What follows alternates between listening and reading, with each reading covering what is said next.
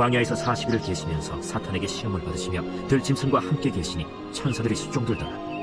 요한이 잡힌 후 예수께서 갈릴리에 오셔서 하나님의 복음을 전파하여 때가 찼고 하나님의 나라가 가까이 왔으니 회개하고 복음을 믿으라.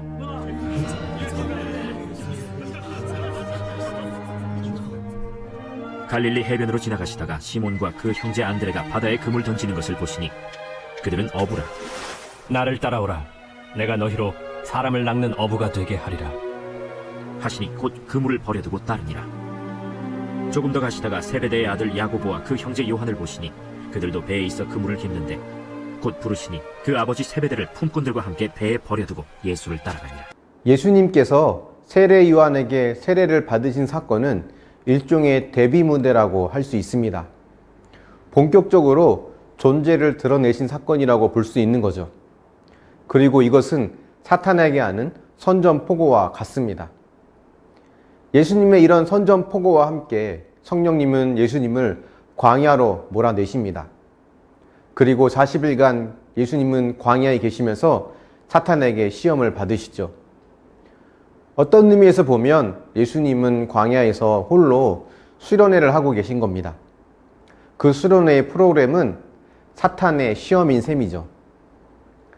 광야는 유대인들에게 사탄의 집으로 인식되는 곳이었습니다.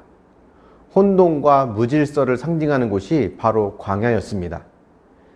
예수님은 본격적인 사역에 앞서서 광야에서 홀로 시간을 보내셨고 사탄은 그 예수님을 넘어뜨리기 위해 시험을 한 것입니다.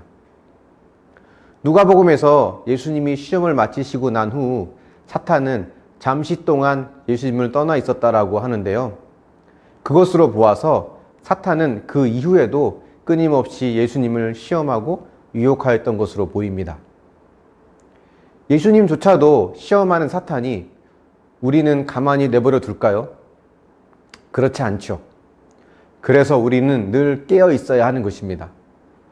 우리의 일상에는 우리를 넘어뜨리려는 사탄의 시험과 유혹이 너무나 많습니다. 에베소서 6장에서는 이 영적 싸움을 위한 무기로 성령의 검, 곧 하나님의 말씀을 소개합니다.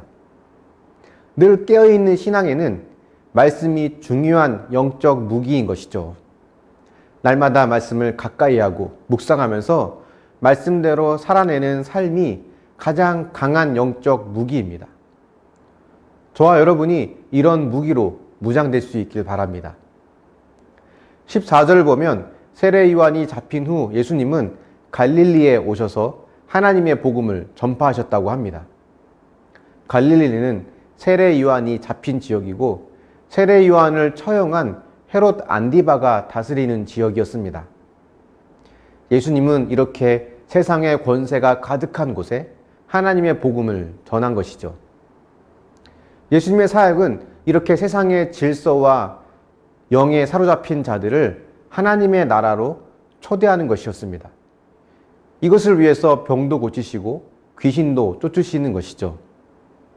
그리고 회개하고 복음을 믿으라고 말씀하십니다. 복음을 전할 때 흔히 예수 믿고 구원받는 것을 전한다고 생각하지만 사실 그것이 전부는 아닙니다. 예수님도 회개하고 복음을 믿으라고 하셨던 것처럼 복음을 전하는 것에는 회개를 요청하는 것이 포함됩니다. 왜냐하면 회개를 통과해야 하나님의 나라에 들어갈 수 있기 때문입니다. 말씀을 묵상하면서 자기의 죄를 보고 회개하는 것은 우리에게 죄책감을 갖도록 하기 위하거나 아니면 우리를 정죄하기 위함이 아닙니다. 우리를 하나님의 나라로 초대하기 위함입니다. 참 자유와 행복이 바로 그 안에 있기 때문이죠. 그리고 이렇게 회개를 통해 하나님의 나라를 경험한 자들은 예수님께서 베드로와 안드레를 부르신 것처럼 누군가를 구원하는 자로 부름받습니다. 나의 회개와 구원으로 끝나는 것이 아니라 내가 이제 사람을 낚는 어부가 되어서 또 다른 누군가를 하나님의 나라로 초대하는 일을 하게 되는 것이죠.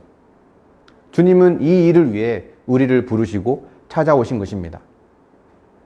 매 순간 주님께서 우리를 회개의 자리로 부르시고 또 사명의 자리로 부르실 때 여러분은 어떤 반응을 보이실 것입니까? 주님의 부르심에 우리 모두 아멘으로 화답하며 순종할 수 있기를 축원합니다. 묵상해 보십시오. 매일 말씀을 묵상하며 말씀대로 사는 것이 가장 강력한 영적 무기임을 믿습니까? 이 무기가 얼마나 잘 갖춰져 있습니까? 주님께서 회개의 자리로 초대하여 참 기쁨과 자유를 주시기 원하심을 믿습니까? 그리고 그 기쁨과 자유를 경험해 보셨습니까? 기도하겠습니다. 사랑의 하나님, 하나님께서 우리를 이 땅에 보내신 것은 우리 한 영혼이 구원받고 천국 가는 것이 전부가 아니라 우리를 통해 또 다른 자들을 하나님의 나라로 초대하고 또 구원으로 인도하는 것임을 우리가 믿습니다. 이를 위해 우리가 먼저 말씀으로 무장되어져서 사탄의 시험과 유혹에 넘어지지 않게 하여 주시옵소서. 날마다 말씀을 묵상하며 그 속에서 나의 죄를 보고 회개함을 통해 하나님이 주시는 참 기쁨과 은혜를 내가 먼저 경험할 수 있기를 원합니다. 하나님 나라가 주는 참 은혜를 누리며 살 수 있도록 인도하여 주시옵소서. 그리고 이 은혜와 기쁨을 또 다른 자에게 전할 수 있는 사람 낚는 어부가 되게 하여 주시옵소서. 주님, 우리는 부족하고 연약합니다.